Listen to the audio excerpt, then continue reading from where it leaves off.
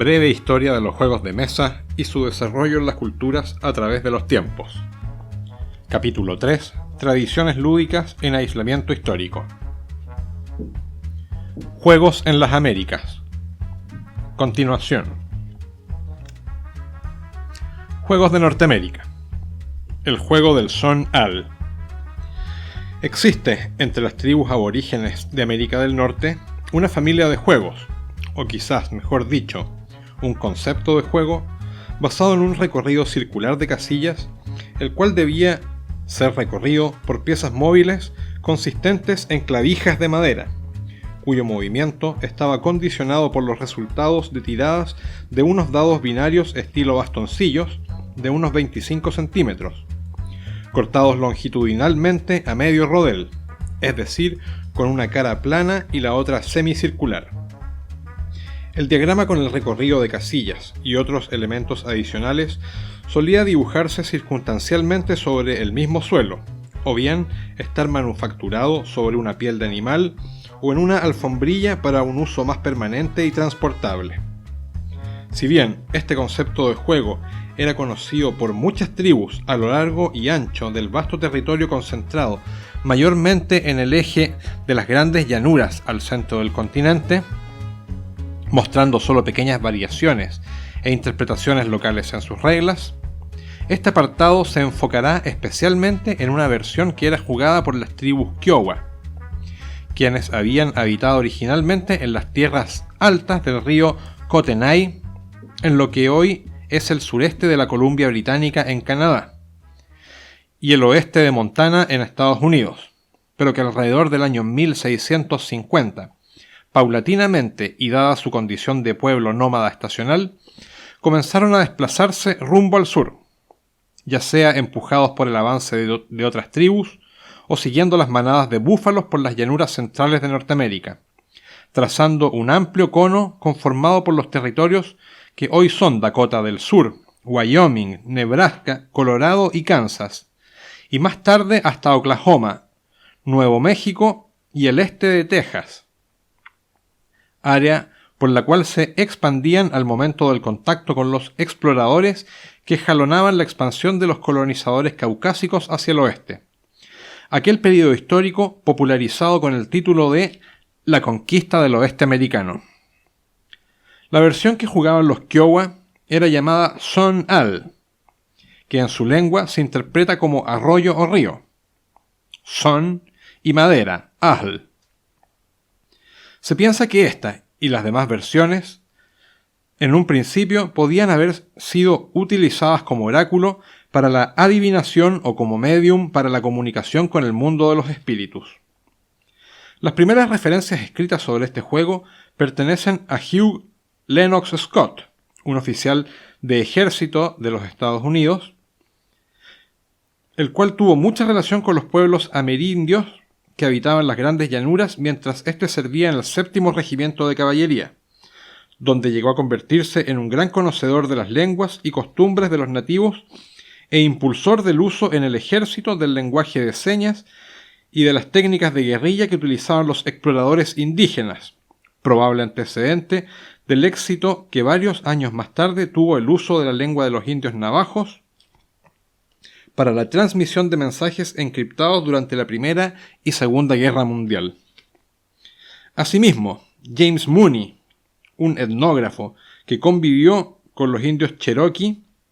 también de las grandes llanuras, mencionó este tipo de juegos entre las tribus de allí, en su libro La religión de la danza fantasma y el levantamiento Sioux de 1890. No obstante, tanto H. L. Scott como J. Mooney se limitaron a describir sus impresiones sobre los componentes del juego y el comportamiento de las jugadoras alrededor del tablero, ante las diversas alternativas que allí surgían, pero sin entrar mayormente en detalles ludotécnicos. No obstante, Stewart Cullen sí recogió el juego del Son Al en su catálogo Ajedrez y Naipes, donde lo describió detalladamente. Allí señaló que el tablero, dibujado sobre piel o alfombrilla, se llamaba paño de la lesna, y que además se utilizaban 2 punzones o clavijas un platillo o tazón plano llamado piedra de lesna, 4 de los dados binarios mencionados al principio y 8 varillas que se usaban como contadores para los puntos de victoria. El trazado en el tablero o paño de la lesna conformaba un recorrido circular cerrado de 20 estaciones para cada mitad del circuito, compuestas por líneas y puntos alrededor del paño, formando 4 bordes con orientación cardinal, en donde cada viento estaba conformado por 10 estaciones, 2 líneas paralelas al centro, 3 puntos a cada costado de aquellos y 2 líneas en los extremos, los cuales se proyectaban en forma de arco y se unían con sus equivalentes en los vientos aledaños, formando las rodillas en las esquinas de la piel o alfombrilla. Al centro del conjunto se colocaba el platillo piedra de lesna. Las líneas paralelas, ubicadas al centro de los segmentos norte y sur del tablero, se denominaban arroyos, mientras que las del este y oeste se las llamaba lechos secos. Por su parte, los dados binarios eran 4, 3 rojos y 1 verde. Los dados rojos se llamaban guadal y llevaban unas marcas en los extremos y un surco labrado longitudinalmente y pintado de rojo en la cara plana, mientras que en el dorso redondo no llevaba marcas ni pigmentos. El dado verde, en cambio, era llamado palo de triunfo o sage, y era similar a los rojos, pero con el surco pintado de verde, que además solía llevar 2 ranuras transversales al centro de la cara plana, mientras que en el dorso redondo llevaba una estrella o punto dibujado en el centro. Detalle que podría convertir a este juego en el primero existente, o al menos conocido, con componentes amigables para jugadores con daltonismo. Un antecedente curioso es que según las anotaciones de Hugh Lennox Scott y de James Mooney, luego recogidas por Cullen, el Son Al era exclusivamente jugado por mujeres, y que los hombres tenían prohibida su práctica. Además, independientemente de la cantidad de jugadoras, las fuerzas opuestas en el juego eran 2, debiendo formarse equipos si era necesario, para que por medio de tiradas con aquellos dados binarios, estilo bastones, las clavijas de cada equipo avanzaran por las estaciones del paño de lesna, considerando las siguientes reglas generales. Los equipos debían formarse con igual cantidad de jugadoras, las cuales se ubicaban alrededor de su respectivo lado del paño, este u oeste, y a cada equipo se le entregaba una cantidad previamente acordada de varillas de puntuación, las cuales representaban la moneda de cambio. La clavija de cada equipo se clavaba en la línea de la orilla correspondiente a su lado del tablero en el arroyo sur. Los equipos debían turnarse para lanzar los dados, los cuales se arrojaban contra el platillo de piedra al centro del tablero. Los resultados se interpretaban de la siguiente manera. Una cara plana arriba equivalía a un paso, o el avance de una casilla. 2 caras planas arriba equivalía a 2 pasos. 3 caras planas a 3 pasos. 4 caras planas a 6 pasos. Y 4 dorsos redondos hacia arriba equivalía a 10 pasos y además un lanzamiento adicional. Además, todos aquellos resultados en donde se obtuviera un valor sage con el dado verde otorgaban asimismo otro lanzamiento adicional. Una vez interpretado el resultado obtenido en los dados, la clavija del equipo se desplazaba la correspondiente cantidad de estaciones, ya fueran puntos o líneas, a lo largo del recorrido en su respectivo sentido, horario para el equipo del oeste y antihorario para el equipo del este. Las 4 estaciones correspondientes a las orillas de los arroyos constituían trampas, y el caer con un resultado exacto sobre ellas, que podía interpretarse como caer al río, era castigado con entregar una de las varillas de puntuación al equipo contrario y regresar la clavija del equipo a su punto de partida. Asimismo, cuando luego de lanzar los dados una clavija caía justo en la estación ocupada por la clavija del equipo oponente, entonces la clavija asaltada debía regresar al punto de inicio de su equipo y entregar una varilla de puntuación al oponente. Además, cada vez que una clavija de un equipo cruzaba por el arroyo sur sin caer en él, se premiaba con otra de las varillas del equipo oponente. De tal modo, las clavijas de cada equipo daban vueltas alrededor del tablero hasta que un equipo lograba despojar de todas sus varillas de puntuación al oponente, haciéndose así con la victoria del juego. En su libro Juegos de tablero y de mesa de muchas civilizaciones, R.C. Bell ubica este juego dentro del capítulo dedicado a los juegos de carreras, y más específicamente dentro de una hipotética familia de juegos a la cual él llama cruz y círculo, asociándolo con otros juegos razonablemente semejantes de otras latitudes del mundo, como el Newt coreano, el Patoli de los mayas y el Chaupar Pachisi de la India. Sobre estas correlaciones, el creador de contenido y difusor argentino sobre juegos de mesa históricos, Guillermo Antonio García Saubet, ha trazado una curiosa hipótesis sobre la existencia de un nexo entre todos estos juegos, en relación con la teoría Clovis sobre el poblamiento tardío de América desde Siberia a través del puente helado de Beringia, alrededor del año 14.000 o 13.500 a.C. Considerando que necesariamente el concepto de juego haya viajado junto con los primitivos colonizadores desde Asia hasta América durante aquel período glacial, sería posible concluir que estos juegos serían, por varios miles de años, los más antiguos existentes.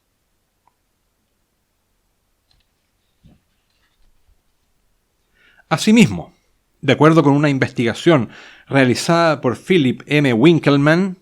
este concluye que el Son Al o algún otro juego de la familia pudo servir como inspiración para el juego premoderno The Landlord's Game de Elizabeth Magie, el cual, como se verá en el capítulo 6, es a su vez el antecesor, u objeto de plagio, del famosísimo Monopoly, editado y distribuido mundialmente por Milton Bradley y luego por Hasbro. Del mismo modo, se estima que al menos otro juego premoderno, el Fang Den Hut, diseñado por C.A.N. Nives y publicado por la alemana Otto Meyer Verlag, actualmente Ravensburger, en 1927, también podría estar relacionado con el Son Al o los juegos de cruz y círculo. Para finalizar, otro aspecto curioso. Coexistió entre los Kiowa otro juego muy similar al Son Al llamado Tsonya, una variación ludotécnica y lingüística que ha producido más de una confusión. Si bien la palabra Tsonya tiene un parecido sonoro con Son Al, no son equivalentes, dado que Tsonya quiere decir juego de la lesna, que en inglés se diría Game of Owl, donde owl, lesna, punzón o clavija, también tiene relación con al, madera.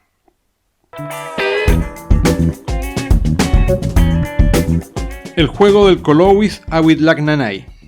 otro juego proveniente de América del Norte, el cual era jugado por las tribus amerindias en lo que en la actualidad corresponde en términos generales al estado de Nuevo México. Se dice que la cuna de este juego se encuentra en el seno de la tribu Zuni, pero que también fue adoptado por las demás tribus de esa área. Pese a que en términos estrictamente ludotécnicos, las mecánicas del Kolowis Awitlagnanay, o sencillamente Awitlagnanay, están muy relacionadas con las del Alquerque, no ha sido posible establecer una conexión directa entre ambos, y aunque es cierto que la sencillez del Alquerque y su descendiente, las damas, capturaron el interés de los pueblos indígenas allá donde fueron llevados por colonizadores europeos, aquello no merma la posibilidad que Awitlagnanay haya sido concebido o desarrollado a partir de alguna expresión lúdica original de esta parte del mundo.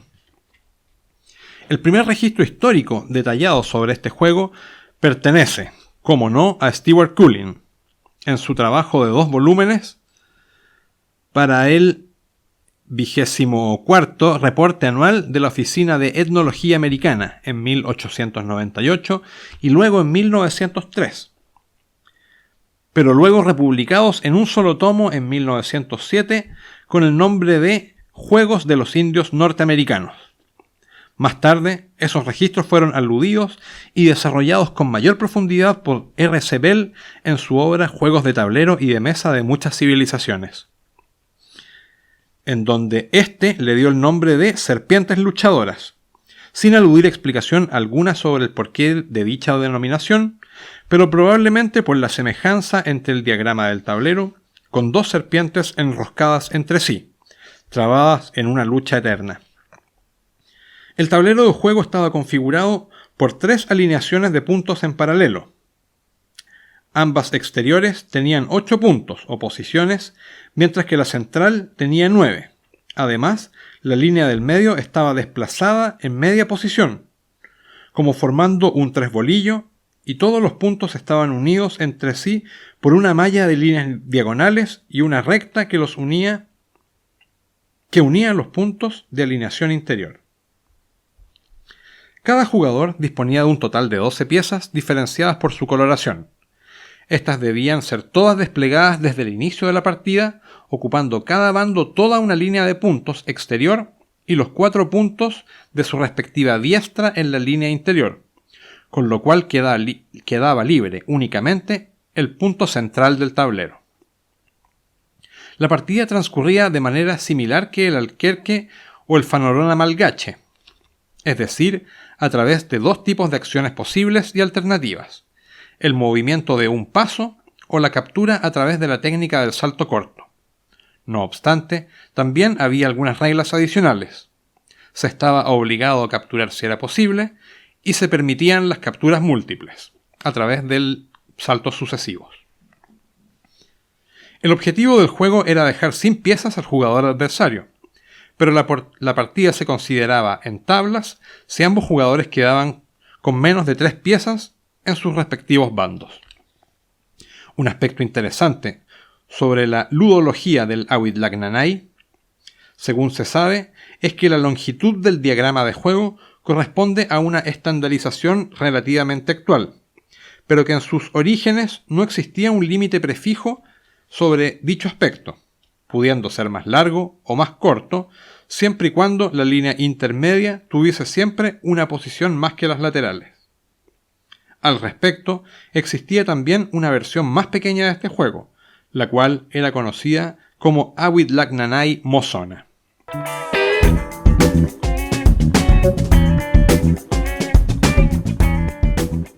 Juegos de Sudamérica: La Pichca, Guairú y Quechucague. Pese a la existencia de culturas muy relevantes en el período prehispánico, las cuales devinieron en sofisticadas civilizaciones, no solo dentro de su contexto histórico y geográfico, sino que a nivel universal, siendo entre estas el Imperio Inca probablemente el constructo geopolítico más importante en la Sudamérica precolombina, resulta curiosa la escasa presencia de vestigios arqueológicos o referencias que evidencien la práctica o desarrollo de rudimentos lúdicos asociables al concepto de juego de mesa en esta región. Tema que ya se ha aludido someramente cuando se mencionó la tragedia sufrida por el rey Atahualpa y su afición por el alquerque, que al menos supuso cierto alivio en sus últimos días, durante el cautiverio que le impuso el adelantado español Francisco Pizarro. Sin embargo, se ha llegado a establecer la existencia de al menos un conjunto de orden lúdico claro, con uso de dados y eventualmente de un tablero, cuya práctica parece haberse extendido desde el Imperio Inca hasta la Araucanía, es decir, por el eje andino del continente, desde el actual Ecuador y hasta el territorio de Argentina y Chile previo a la Patagonia. Es así como en diversos sitios de la vertiente occidental del continente, como en Huaca Tres Palos, en el Valle del Rímac, Pachacamac, en el Valle del Lurín, y Machu Picchu, en el Valle del Urubamba, en el Perú, como asimismo en las regiones de Antofagasta, en la aldea Talicuna, del Maule y de la Araucanía chilena, y también en Casabindo, en la Puna de Jujuy y las provincias de Santiago del Estero en Laguna Muyo, Mendoza en Biluco, San Luis y Neuquén en Ruca Choroy y Chenque Jaichol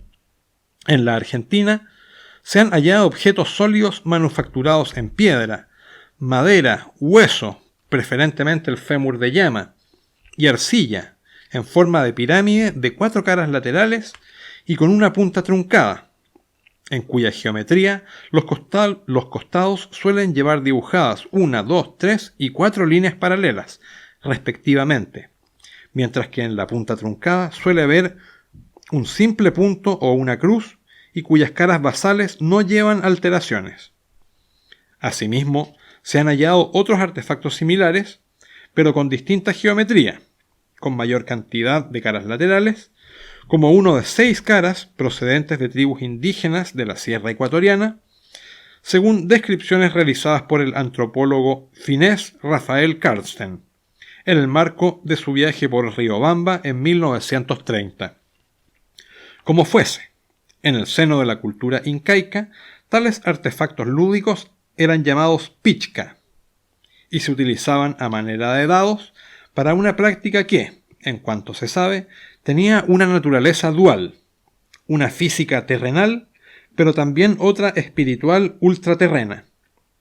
Dentro del plano religioso y místico, se utilizaban en las huacas, como oráculo para predecir el futuro o como medium para la comunicación con el más allá. A su vez, la pichca también tenía una aplicación como mero divertimento y para realizar apuestas, siendo considerada en un principio como un juego de velorio, para posteriormente trascender hacia el ocio más abierto, casual y generalizado. Respecto de lo anterior, el misionero Pablo José de Arriaga menciona en su escrito titulado Extirpación de la idolatría en el Perú, que el juego se podía practicar fundamentalmente en la Picaricuc, un periodo de 5 noches seguidas a la muerte de alguien en las cuales se velaba al difunto. Aunque no tanto como medium, sino más bien para espantar el sueño y así no indisponer al espíritu del muerto con asistentes durmiendo y no guardando vela. No obstante, Karsten complementa el apunte de Arriaga, mencionando que este juego de dados se utilizaba más bien en los velorios de gente acomodada, con el objeto de jugarse allí las posesiones que el difunto había tenido en vida. En cuanto a la pichca como pasatiempo o juego de apuestas casual, existe un escrito del sacerdote jesuita y cronista Bernabé Cobo y Peralta, donde incluye el relato de un episodio de la vida del rey Tupa Inca Yupanqui, relacionado con la pichca y por la cual dicho monarca decidió cambiar el antiguo nombre del número 1 por el de su concubina favorita, Guairú. Y dice así: entre las mujeres de este Inca, había una de nación Guairo, de extremada hermosura, a la cual él amaba y favorecía más que a su legítima mujer. Y tenía con ella un hijo igualmente amado que su madre. Y no había fiestas ni regocijos donde no llevase consigo a madre e hijo. Viendo pues sus vasallos que esta mujer era la más preciada y que más cabida tenía con el rey, la procuraban todos agradar y servir, por el contento y gusto que de ellos recibía el rey. Sucedió una vez que, estando el Inca holgándose en el valle de Yucay, se puso a jugar con ciertos señores a la pichca, que es algo modo de dados, y habiendo ya el Inca ganado casi todo el juego, solo le faltaba un punto, que era el as, y si no lo echaba no ganaba nada, y echándolo ganaba y remataba el juego. Dijo entonces a la señora Guairú, que estaba allí presente: hermana, un punto me falta para ganar el juego. ¿Qué haremos? Si quieres que vuelva desde el principio, se volverá, y si no, vaya en tu nombre si gustas de ello. Ella, aunque vio que la presea que se jugaba era de mucho valor, le respondió: ¡ea, señor! Echa el dado en mi nombre y di Guairú, que Guairú será el as. Dijo el Inca: pues en tu nombre que vaya, que se gana o se pierda. Y echando el dado el rey, dijeron a voces todos los presentes, Guairú, Guairú. Y cuando cayó la suerte, fue el as, que era todo lo que se pedía. El Inca, con todos los demás, quedaron muy contentos, y mucho más la señora, a quien dio luego el Inca la joya que ganó. Y desde este juego mandó el Inca que el número 1 se llamase Guairú en toda la tierra, en memoria de la suerte y ganancia que él hizo en nombre de esta señora. Y así, hasta hoy, en la mayor parte del reino, llaman al número 1 Guairú, a modo que entre nosotros se dice el as. El padre Cobo, más adelante, señala que el juego de la pichca no habría llegado a convertirse en un elemento censurable socialmente en cuanto a su componente ludopático. Y dice así: pero usábanlos más por el entretenimiento que por la codicia de la ganancia. Si bien algunas veces iba en ellos algún precio, como eran mantas, ganados y otras cosas, más esto era en poca cantidad y sin picarse mucho en el juego. Lo anterior es confirmado por otros dos españoles, Jorge Juan y Antonio de Ulloa, quienes, habiendo sido encomendados por el rey Fernando VI en 1748 para geomensar sus territorios del Nuevo Mundo, les llamó la atención la falta de vicio por el juego que mostraban los indígenas y que solamente tuviesen aquel único juego. Hasta ese momento solamente se ha hablado del dado denominado pichca. Pero tal como fue observado por Juan y por Ulloa, algunas versiones del juego también utilizaban una especie de diagrama, a veces circular y otras semicircular, el cual se utilizaba para llevar registro de las tiradas y de las ganancias. No obstante, las mayores evidencias de este complemento de juego se encuentran más hacia el sur que en los territorios con mayor denominación o influencia del imperio, entre los pueblos mapuche de un lado y del otro de la cordillera de los Andes. Allí, en Arauco, como llamaron los conquistadores españoles a las tierras habitadas por la etnia mapuche, este juego de la pichca era llamado quechucaye, y en sus evidencias se encuentra más presente la existencia de aquella especie de tablero, tal como lo estampó bellamente el abate Juan Ignacio Molina en el grabado que puede apreciarse en la figura número 92. Al respecto, el sacerdote y cronista colonial Alonso de Ovalle también dejó registrada en su obra la presencia de este juego prehispánico en tierras más allá del poderío inca, pero aún así dentro de su esfera de influencia, brindando una descripción quizás un poco mezquina, pero con un relevante antecedente etimológico. El otro juego, que llaman del quechucaye, le juegan dejando caer al suelo, como se hace al juego de la taba, un palillo en forma de pirámide, el cual cuando cae en pie se ganan 5 puntos, y estos se van apuntando en un semicírculo que tienen en el suelo con cierto número de casitas donde se va poniendo una piedrecita, las cuales también van divididas de 5 en 5, que en lengua de indio quiere decir queuchu, y por ello llaman a este juego del quechucaye. Dado el valioso apunte de Ovalle, vale mencionar que las lenguas de araucanos e incas, mapudungún y quechua respectivamente, ambas denominaciones del juego tienen como raíz el significante del número 5, quechu y pichca, concedida tanto por los puntos del dado y también por la distribución de las casillas del tablero en grupos de 5, aparentemente, aunque también hay que mencionar la posibilidad etimológica de los nombres quechua, pichu, muñeca de la mano, y pichuski, tobillo del pie, ya que se cree que el juego también podía haberse jugado con protodados hechos con huesos astrágalos de animales, evidenciable mayormente en las llanuras argentinas de San Luis. Este hueso se extrae precisamente de la articulación del tarso o tobillo en los cuadrúpedos mamíferos. Contrariamente a la observación de inocencia en el juego que fue plasmada tanto por el padre Cobo en su crónica como por los geomensores Jorge Juan y Antonio de Ulloa en su informe de campo, El curador del Museo Nacional de Historia Natural de Chile, Francisco Garrido, probablemente influenciado por ciertas anotaciones del abate Molina sobre el aprecio que tenían los mapuche por este juego, ha conjeturado que la difusión del juego podría haber obedecido a una estrategia de control inca en su relación con las poblaciones locales, diciendo que, en donde la ilusión del azar difumaba el pragmatismo de la dominación imperial. Pese a que se desconoce el detalle de las reglas del juego, se estima que el tablero se utilizaba para el registro de los puntos que se obtenían y que gran parte del interés del juego se encontraba en la habilidad necesaria para que, soltando el dado desde cierta altura, éste cayera verticalmente y se posara sobre su base sin rodar, de modo de obtener así la puntuación máxima de 5,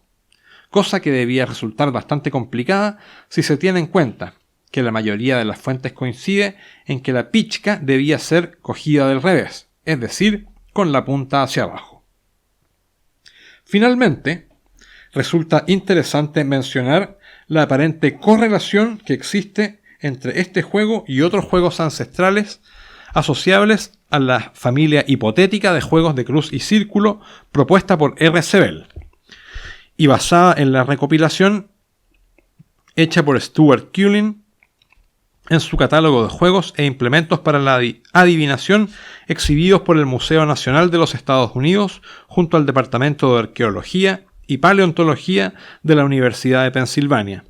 para la Exposición Internacional de Atlanta de 1895, según lo ya mencionado en el apartado sobre juegos de América del Norte. Al respecto, nótese la evidente similitud en los tableros del juego coreano del Newt y el Son Al de los indios Kiowa, comparados con la reconstrucción ilustrada por S. Alvarelo del juego de la pichca,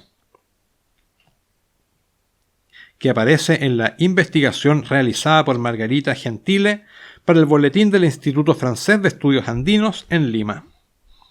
En este contexto, tampoco se puede descartar la probable asociación de estos juegos basados en tableros o diagramas de cruz y círculo con el simbolismo ancestral de la rueda solar, la cual ha estado presente en las más diversas culturas y civilizaciones de todo el planeta, desde la Edad de Piedra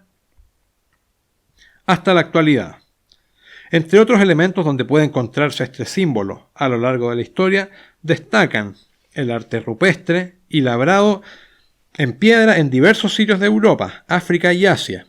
artículos y arte variado de tribus amerindias por todo el continente, como la cruz solar de la tribu Caddo de América del Norte, o el dibujo característico en los tambores rituales o cultrún de la etnia mapuche en América del Sur. También en las cruces gamadas o esvásticas manjis, símbolo muy habitual en Oriente, donde es un emblema sagrado para el budismo, el hinduismo, el jainismo y el odinismo, es decir, que prácticamente 1/3 de la población mundial, pese a haber sido envilecido al ser incorporado como parte de la imaginería y simbolismo hermético del nacionalsocialismo alemán, y posteriormente del Tercer Reich de Adolf Hitler a mediados del siglo XX.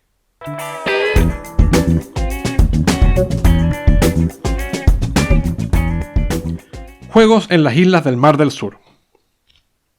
Antes de ser conocido como Océano Pacífico, nombre que le dio el navegante y explorador portugués Fernando de Magallanes, por las prolongadas calmas chichas que afectaron fatídicamente la navegación durante su travesía desde la boca occidental del Paso Todos los Santos, actualmente el estrecho de Magallanes al sur de Chile, hasta las Islas Filipinas, donde encontró trágica muerte a manos de los nativos un 27 de abril de 1521, esta inmensa masa de agua salada, la más vasta del planeta, era conocida como el Mar del Sur, denominación que previamente le había dado el explorador español Vasco Núñez de Balboa en 1513, después de atravesar por primera vez el Istmo de Panamá y convertirse en el primer europeo en contemplar aquellas aguas desde su orilla oriental. No obstante, el nombre de Océano Pacífico no se impuso sino hasta 3 siglos más tarde de concretarse la primera circunnavegación del globo, completada a duras penas por Sebastián Elcano en 1522, perdurando el nombre que le dio Balboa por todo ese tiempo, y más aún manteniéndose hasta hoy en la memoria colectiva como evocación de exotismo, aventura y misterio. Se considerarán como islas del Mar del Sur los sistemas de islas que conforman Oceanía, Meganesia, Sahul o Macronesia, denominaciones utilizadas para agrupar diferentes subconjuntos conformados por las islas mayores, como Australia, Nueva Guinea, Tasmania y Nueva Zelanda. La Micronesia, los archipiélagos de las Islas Carolinas e Islas Marshall principalmente. Melanesia, el archipiélago de Bismarck, las Islas Salomón, Vanuatu, Nueva Caledonia, Fiji, Tonga, Islas Samoa, Tuvalu y Nauru. La vastísima y dispersa Polinesia, las islas de Line, las islas de Cook, el archipiélago Tuamotu o la Polinesia francesa, las Islas Marquesas e incluso las Islas Hawái e Isla de Pascua. Como asimismo aquellas otras islas ubicadas entre la península Indochina y Australia, donde se juntan los océanos Pacífico e Índico. Aquel sistema de islas mayores y menores conocido como Indonesia, Sumatra, Java, Borneo, Sulawesi o Celebes, Timor y las Molucas, entre otras, e incluyendo también, como parte de esta área, el estudio a las Islas Filipinas. Lamentablemente, los antecedentes históricos sobre el origen de los juegos existentes en esta multitud de islas son casi inexistentes, por varias situaciones que se conjugan para que aquello sea así. La condición de islas, muchas de ellas pequeñas, otorgan un elevado componente de precariedad en cuanto a la conservación de ejemplares arqueológicos, lo mismo que el carácter primitivo y nómada marino de la mayoría de los pueblos que las habitan. Asimismo, los esfuerzos exploratorios de esta vasta zona de la Tierra han sido tan dispersos, accidentados, inconsistentes y poco documentados, que hoy resulta muy difícil definir qué juegos ya existían en las islas antes del contacto con los occidentales, o si estos fueron influenciados, adaptados o adoptados desde dicho contacto. Sin embargo, ha de rescatarse la singularidad y encanto exótico que resuma de todos estos juegos y los convierten en ejemplares únicos. El juego del Konane. Cuando el capitán James Cook descubrió el archipiélago de Hawái en 1778, durante su tercer viaje de exploración, los nativos allí ya conocían y practicaban ciertos juegos basados en abstracciones lúdicas sencillas, implementados con componentes específicos, pero aparentemente varios de ellos estaban restringidos a ciertos círculos y castas, por lo que constituían tabú. Sin embargo, había uno que no estaba sujeto a aquella censura y que por lo tanto era jugado indistintamente por todos los miembros de las tribus. Entre comillas. Uno de aquellos juegos recuerda al nuestro de las damas, pero por el número de casillas parece mucho más complicado. El tablero tiene unos 2 pies de lado y está dividido en 238 recuadros. 14 forman una línea. Para jugar, ellos utilizan piedras negras y blancas, las cuales mueven de un recuadro a otro. James Cook, 1778. Lamentablemente, al igual como sucedió con otros juegos nativos, el Konane fue desapareciendo paulatinamente, en cierta medida porque los nativos comenzaron a mostrar más interés por aquellos juegos traídos por los hombres occidentales en su afán colonizador. Sin embargo, en 1924, el juego fue rescatado gracias a la memoria de una longeva anciana nativa que en dicho momento alcanzaba la edad de 90 años. Actualmente, el interés por la cultura hawaiana y la afición por los juegos históricos han traído consigo un resurgimiento del Konane allí en Hawái. Al respecto, Michael D. Ernst, profesor del Instituto Tecnológico de Massachusetts, realizó en 1995 un profundo estudio antropológico sobre este juego, como parte del desarrollo de una aplicación informática para Microsoft. Ernst, asimismo, colaboró con el Kauai AE, una especie de concilio educativo, para que el aprendizaje de este juego se impartiera en las escuelas públicas del estado de Hawái como parte del conocimiento esencial de la cultura patrimonial hawaiana. El componente de juego más relevante era el tablero, o papa konane, el cual podía ser improvisado cavando agujeros en el suelo o bien esgrafiado sobre una superficie. Peter H. Book indica que, además, los tableros portables eran bastante comunes. También se han encontrado modelos grabados en piedra con diferentes medidas y cantidades de casillas. En relación con lo anterior, tanto Bock como posteriormente Kenneth P. Emory coincidieron en que no existía una configuración estandarizada en cuanto a la forma o cantidad de casillas que un papa konane debía tener, y que por lo tanto existían indistintamente tableros cuadrados y rectangulares, en los cuales la cantidad de columnas podía variar entre las 8 y las 20, mientras que las filas iban de las 8 a las 13, promediando en general unas 134 casillas, aunque también los había más grandes, como aquel de 14 por 17 casillas visto por James Cook, o quizás aún mayores, llegando a mencionarse que había partidas que podían durar todo un día. No obstante, las versiones más modernas del juego se han simplificado y estandarizado en 100 casillas, en tableros regulares de 10 por 10. Un antecedente curioso sobre los tableros papa konane era la tradición de incrustar un molar humano en el centro de estos, punto al cual se le llamaba pico, y que probablemente servía como referencia espacial. Dadas las características irregulares en cuanto a la cantidad de filas y columnas de los tableros, esta extraña y algo macabra guía podía quedar en medio de una casilla o entre las intersecciones de estas. Para jugar, cada contrincante disponía de un total de piezas negras o blancas, equivalente a la mitad de las casillas que componían el tablero. De acuerdo con un registro escrito en 1865, a las piezas se las llamaba indistintamente hiu. Sin embargo, varias versiones posteriores afirman que existían diversas denominaciones, como KLL para las negras y Keokeo para las blancas, según Emory, o Ili LL Ili Kea, de acuerdo con Box, o las denominaciones más modernas Ili Ili LL Ili Ili Keokeo, según Donald Mitchell.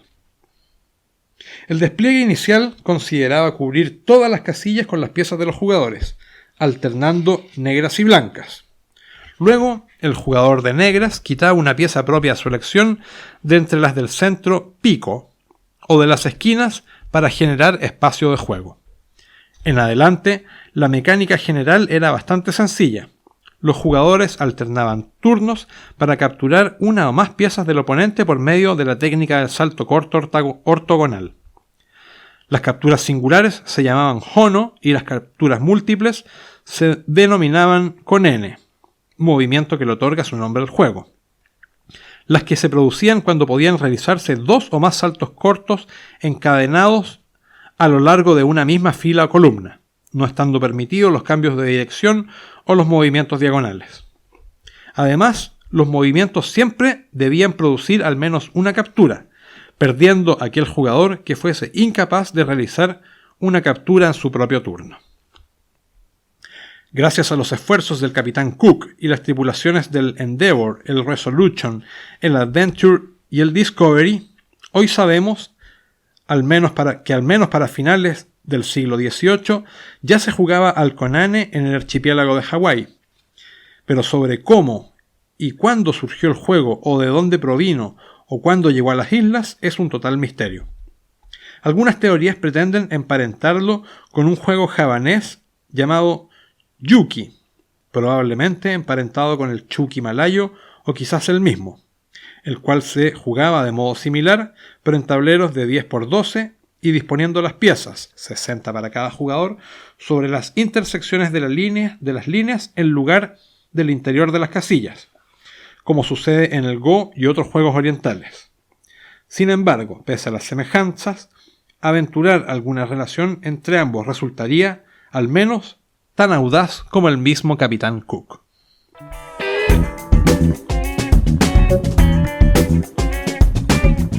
El juego del Mu Torere.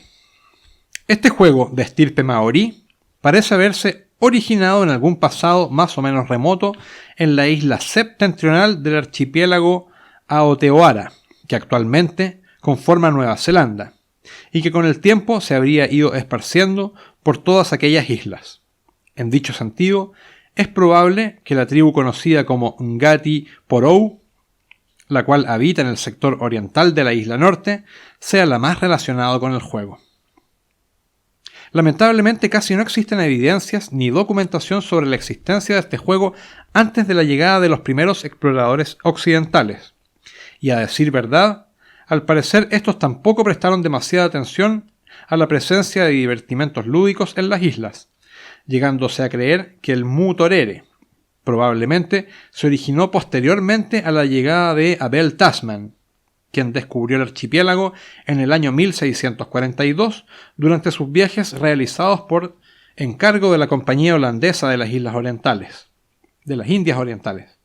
En dicho caso, se estima que el juego podría provenir del juego de las damas, juego que es muy popular allí en los Países Bajos y que los marineros y colonizadores podrían haber enseñado a los nativos. Dicha teoría sobre un desarrollo posterior adopta fuerza cuando se reconoce que el prefijo mu en el nombre del juego se deriva del inglés move o mover, que los aborígenes oían decir a los colonos ingleses que llegaron con posterioridad a Tasman cuando indicaban a su oponente que le tocaba mover. No obstante, los defensores de la cultura maorí insisten en que no existen bases suficientes para suponer que el juego no fuese de creación autóctona y anterior, argumentando principalmente las evidentes diferencias existentes entre ambos juegos, tanto en el diseño de los tableros como en sus mecánicas, dado que Mu Torere es un juego de bloqueos y no de capturas. Asimismo, uno de los pocos registros históricos escritos que existen sobre esta materia habla sobre cómo, en 1850, se habría producido la primera victoria de un colono blanco sobre un nativo en el juego, lo cual respaldaría un notable dominio u experiencia a favor de los locales, que luego se habría ido desvaneciendo en virtud de la creciente influencia occidental en la cultura. Mu Torere se jugaba sobre un diagrama llamado Papatakaro, el cual consistía en una estrella o asterisco de 8 puntas, a veces inscrito dentro de una línea circunvalatoria. A cada una de las puntas se les llamaba Kewai, mientras que el punto central era conocido como Putahi. Se cuenta que normalmente el Papatakaro se dibujaba improvisadamente sobre la tierra para jugar, pero que también los había manufacturados artesanalmente, de preferencia esgrafiados en tablas confeccionadas con la madera de cierto árbol nativo llamado totara. Se han encontrado algunos Papatakaro con mayor cantidad de puntos, 14 los que más, pero el juego en sí, guardando las proporciones, seguiría siendo el mismo. Además, cada jugador disponía de 4 piezas propias, blancas o negras, denominadas pere-pere, las cuales se disponían en 4 puntas Kewai contiguas, de modo que blancas y negras quedaban de un lado y otro del dibujo y vacío el punto central Putahi. El juego se basaba en movimientos con las pere-pere alternándose los turnos de jugador, quienes debían considerar que no existían los saltos ni las capturas. Los movimientos de piezas eran exclusivamente hacia una intersección contigua desocupada. La única restricción existente a la regla general de movimiento era que solo era posible mover desde una punta Kewai al centro Putahi si la pieza a mover estaba flanqueada al menos por una pieza del oponente en un Kewai adyacente. Aquel jugador que quedaba bloqueado e imposibilitado de mover cualquiera de sus piezas en su respectivo turno perdía inmediatamente, quedándose el oponente con la victoria. La mayoría de quienes han dedicado tiempo al estudio de este juego coinciden en que bajo su aparente sencillez existe una profundidad y complejidad latente. Estudios matemáticos realizados al respecto han llegado a determinar, entre otros aspectos, una cantidad de 46 posibles combinaciones básicas sobre el tablero estándar, cantidad que aumenta a 1472 si se incluye el intercambio de colores, las 7 posibles rotaciones y el reflejo de cada una de estas combinaciones. Finalmente, cabe mencionar la existencia de una historia neozelandesa, la que cuenta que el jefe Wiremu Tamihana de los Ngati Jaua, en conflicto con los colonizadores, le ofreció al entonces gobernador inglés entre 1845 y 1868, Sir George Grey, como alternativa al combate, apostar el control total del país en una partida de mutorere, ofrecimiento que claramente fue declinado por la autoridad colonial.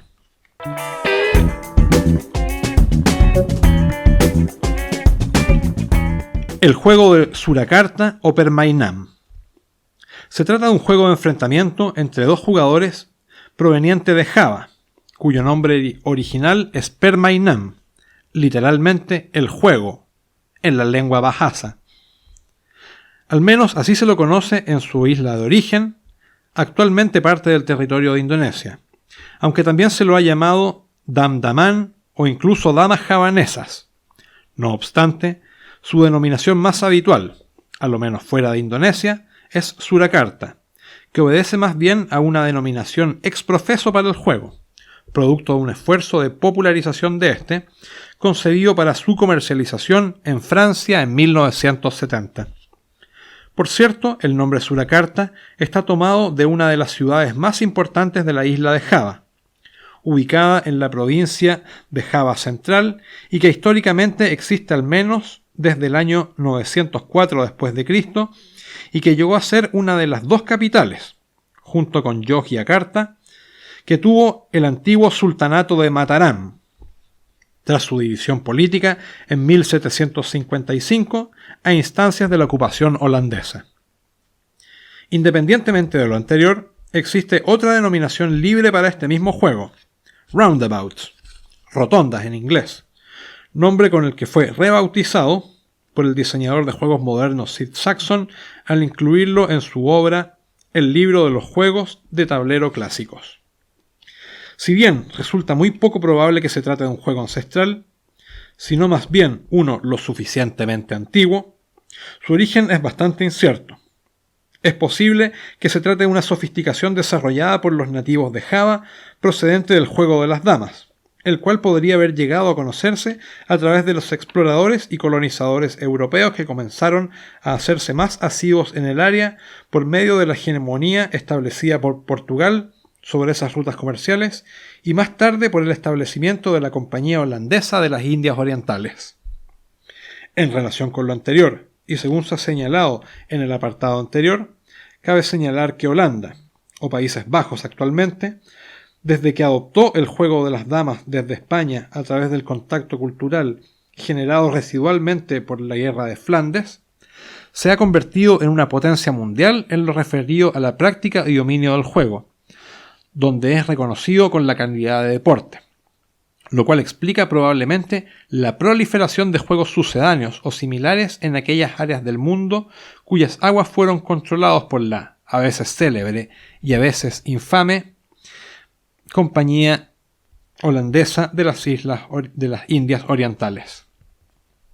No obstante, los defensores de la cultura local argumentan que el juego ostenta elementos tan distintivos y disímiles del juego de las damas que resultaría imposible que el Permainan se hubiese desarrollado en un lapso tan breve, teniendo en cuenta que su proceso de expansión lo ha llevado por toda la península de Indochina, luego a China y hasta Corea, sin contar que al menos en 1870 ya era razonablemente conocido en Europa.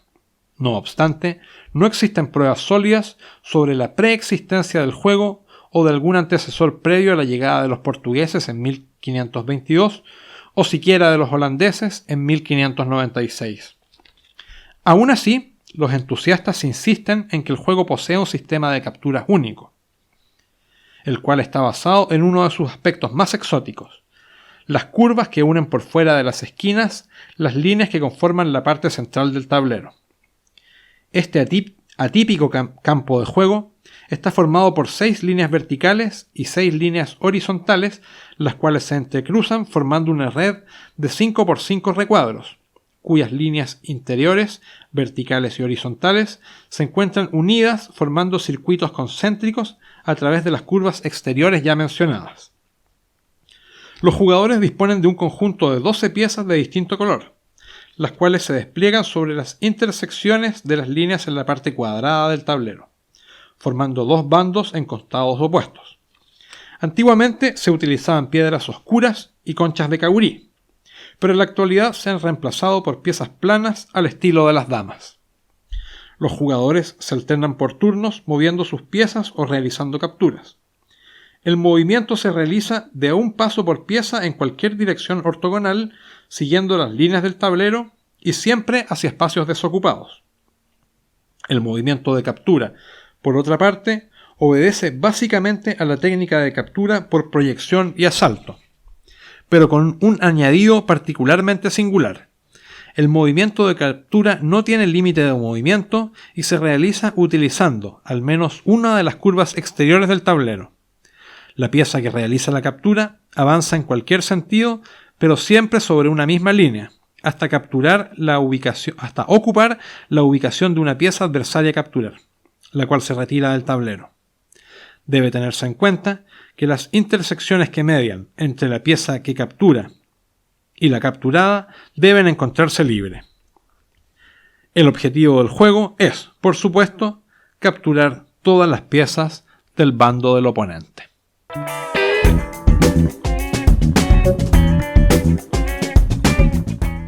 Y hasta aquí el episodio 8 de este audiolibro, que a su vez coincide con el fin del capítulo 3 sobre los juegos de aquellas culturas y civilizaciones que quedaron desconectadas históricamente de los principales núcleos culturales, como lo son la cultura cristiana occidental y la cultura oriental. A partir del próximo episodio comenzaremos entonces con el capítulo 4 correspondiente al juego del ajedrez. Así que eso hasta ahora. Les recuerdo finalmente que si les interesa el libro, este puede ser adquirido tanto en formato físico, una edición de tapa blanda específicamente, o como formato de libro electrónico a través de Amazon, para lo cual he dejado los enlaces correspondientes en la descripción de este video o de este podcast, ya que también aprovecho de contarles que además de YouTube también he cargado el formato de audio de este video para ser transmitido a través de la plataforma de iVoox, para aquellos que prefieran escucharlo como formato de podcast. Así que eso pues. También aprovecho de recordarles que ya la próxima semana, el sábado 19 de agosto, voy a estar en la Biblioteca de Santiago entre las 11:30 y las 14:30 horas, enseñando el prototipo de mi juego Homo Viator en el evento Ronda de Juego 2023, junto con otros autores que estarán paralelamente presentando también sus respectivos juegos. Así que quedan todos invitados a continuar escuchando este audiolibro en sus diferentes plataformas, a comprar el libro Breve Historia de los Juegos de Mesa a través de Amazon y también, por supuesto, a asistir al evento que les mencioné anteriormente. Así que eso por ahora, hasta pronto.